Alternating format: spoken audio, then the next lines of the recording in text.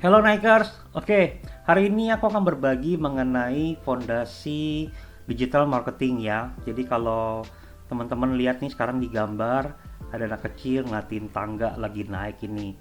Jadi betul sekali seperti gambar ini ya. Jadi fondasi itu harus dibikin ya kuat gitu kan, dan kita perlu naik satu persatu. Kalau fondasinya nggak bagus ya nanti harus dibongkar dan bikin lagi. Terus kalau nanti krisis datang ya yang dites adalah fondasinya itu. Jadi makanya di dalam dunia digital marketing itu bikin fondasi awal itu penting. Nanti di video berikutnya mungkin saya akan berbagikan fondasi apa aja sih yang dibutuhkan di dalam digital marketing.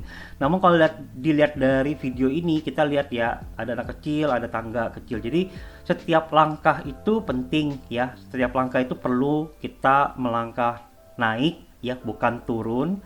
Nah, udah gitu kita perlu yang namanya melangkah gitu, bukan hanya diam saja. Kita perlu mulai dan sempurnakan. Kadang-kadang naik ke langkah yang kedua, langkah yang ketiga, atau tangga yang kedua atau tangga yang ketiga, kita bingung di situ. Ya nggak apa-apa, nanti ada yang bantuin, nanti cari pertolongan supaya kita bisa naik tangga berikutnya. Oke, jadi fondasi digital marketing itu seperti apa? Kita itu perlu tahu yang namanya tujuannya, seperti building ya, apa namanya, bangunan kalau dibangun pasti kan ada tujuannya, nggak mungkin dia nggak ada tujuannya gitu. Nah jadi pahami dulu ya tujuannya ini ya, ini tolong dimengerti. Digital branding ya tujuannya adalah untuk dikenal oleh orang ya, dikenal oleh orang, dan juga untuk diingat oleh orang ya. Nah, digital marketing tujuannya adalah untuk mendatangkan atau menjangkau yang namanya audience ya. Udah gitu dari audience dia masukin data berupa email atau berupa nomor WhatsApp dia, nomor handphone. Nah, itu jadi lead. Nah, setelah dia udah kita dapat emailnya, dapat WhatsApp-nya gitu ya, kita bicara sama mereka, akhirnya mereka jadi customer. Nah, setelah mereka jadi customer, kita tawarin lagi bulan depan atau 2 bulan lagi, atau juga minggu itu juga dengan offer yang menarik, akhirnya mereka repeat customer. Nah, setelah mereka repeat orderan di tempat kita, ya, kita bikin mereka juga, ayo dong kasih tahu teman-temannya, nanti dapat lagi namanya mungkin ya referral free, akhirnya dia menjadi influencer customer.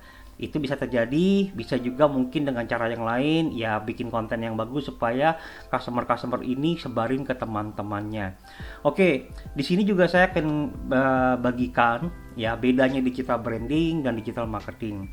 Ya, kalau teman-teman melihat brand yang namanya Nike, kalau di luar negeri ya, kalau di Indonesia mungkin brand Indomie gitu ya, kita lihat mereka itu aktivitasnya tidak pernah jualan, mereka hanya branding.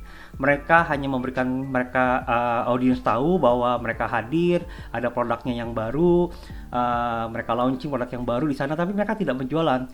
Nggak mungkin kan di dalam Instagramnya Indomie ada beli 3 dapat 2 gitu, beli mie goreng 3 dapat 2 gitu kan. Tapi di Instagramnya Indomaret mungkin. Jadi si Indomie punya Instagram, dia itu melakukan digital branding, namun Indomaret punya Instagram, dia melakukan digital marketing karena tujuannya berbeda-beda.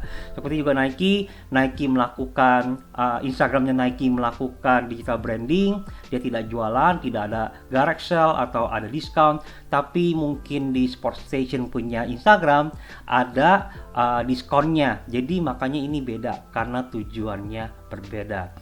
Nah, kita lakukan itu semua. Kenapa? Karena waktu kita masuk ke dunia digital, kita tuh ketemu dengan banyak orang, siapa aja kita bisa ketemu, termasuk juga keluarga kita ya, bisa juga ketemu sama teman kita, bisa juga ketemu sama orang baru. Yang paling potensi adalah orang baru.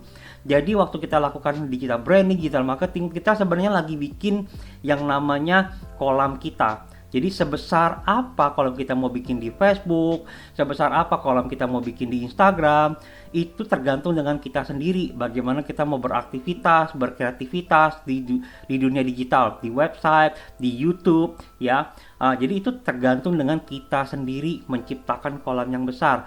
Karena kita nggak pernah tahu waktu kita kasih satu produk yang ada diskonnya, ya, karena orang Indonesia itu bukan nggak kenal nggak sayang. Kalau udah mau marketing di Indonesia nggak diskon nggak sayang.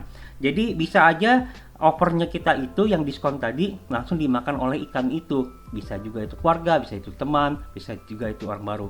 Jadi ini teman-teman yang saya mau share hari ini. Closingnya saya adalah ini, saya akan balik ke sini ya, karena kemarin saya baru ngobrol juga sama pengusaha online bisnis yang sudah lama sekali melakukan online bisnis dan penjualannya luar biasa sekali, dan dia baru sadar bedanya digital branding sama digital marketing.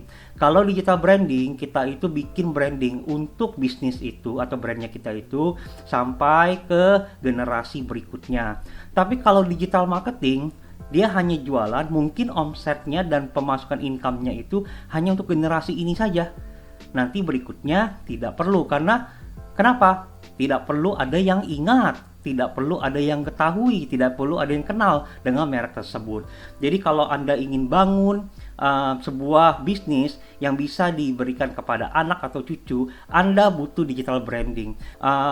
Kalau Anda hanya ingin bangun untuk generasi Anda saja, income-nya cukup, Anda butuh digital marketing saja. Oke, sampai di sini sharingnya saya. Sampai ketemu lagi di video berikutnya. Salam Nikers, naik terus!